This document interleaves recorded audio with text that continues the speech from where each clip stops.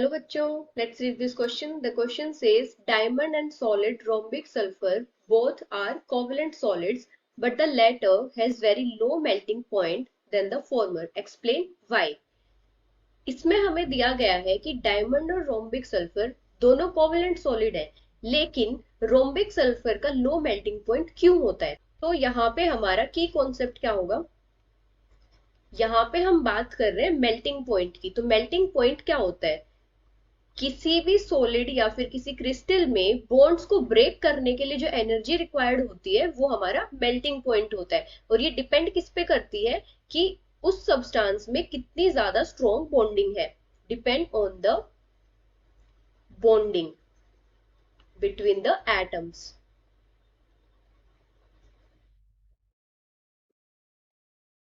मतलब जितनी ज्यादा स्ट्रॉन्ग बॉन्डिंग होगी तो उन बॉन्ड्स को ब्रेक करने के लिए उतनी ज्यादा एनर्जी रिक्वायर्ड होगी, तो मेल्टिंग पॉइंट उतना ही ज्यादा होगा। अभी अगर हम बात करें डायमंड की, तो डायमंड में क्या होता है, कार्बन जो होता है वो sp3 हाइब्रिडाइज्ड होता है। sp3 हाइब्रिडाइज्ड होता है और इसमें क्या होता है, एक कार्बन 4 कार्बन के साथ अटैच होता है इन टेट्राहेड्रल फैशन। मतलब टेट्राहेड्रल फैशन में एक कार्बन 4 डिफरेंट कार्बन के साथ अटैच होता है इस टाइप से।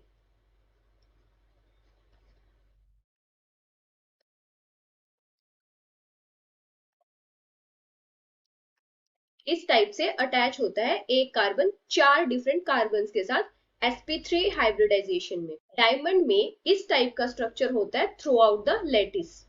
मतलब थ्रू आउट द लेटिस इस टाइप के स्ट्रक्चर से रिपीट होते रहते हैं। और डायमंड में 3D नेटवर्क होता है इस स्ट्रक्चर का। 3D नेटवर्किंग होती है जिसकी वजह से स्ट्रॉन्ग इंटर एटॉमिक फोर्सेस होती हैं। स्ट्रॉन्ग इंटर एटॉमिक फोर्सेस होती हैं।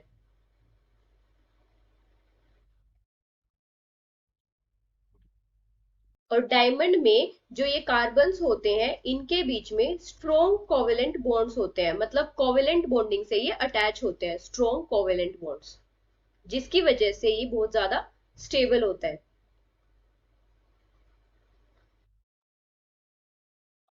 बहुत ज्यादा स्टेबल होता है। अभी अगर हम बात करें रोम्बिक सल्फर की, तो उसमें क्या होता है, rhombic sulphur S8।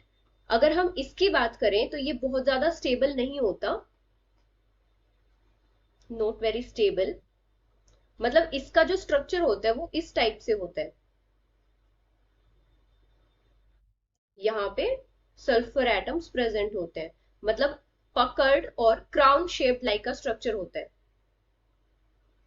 Puckered and crown shaped एक रिंग होती है, क्राउन शेप्ड इस टाइप का हमारा स्ट्रक्चर होता है रोम्बिक सल्फर में। और जो सल्फर एटम्स होते हैं वो अटैच होते हैं एक दूसरे से बाय वेंडरवॉल फोर्सेस।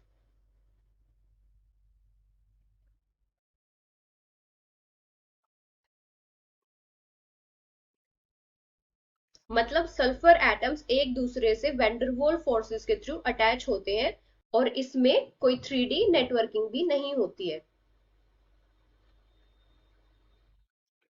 और वेंडरवॉल फोर्सेस होने की वजह से ये बहुत ज्यादा स्टेबल भी नहीं होते, क्योंकि जो बॉन्ड्स फॉर्म होते हैं वो कोवेलेंट बॉन्ड से वीक होते हैं। इसकी वजह से रोम्बिक सल्फर का लो मेल्टिंग पॉइंट होता है, low melting point.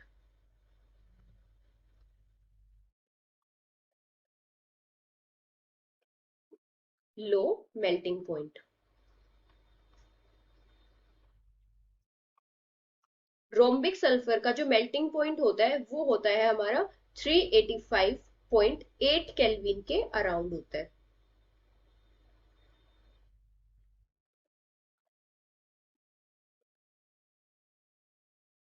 So this is the reason. Hope you understood it well. Best of luck.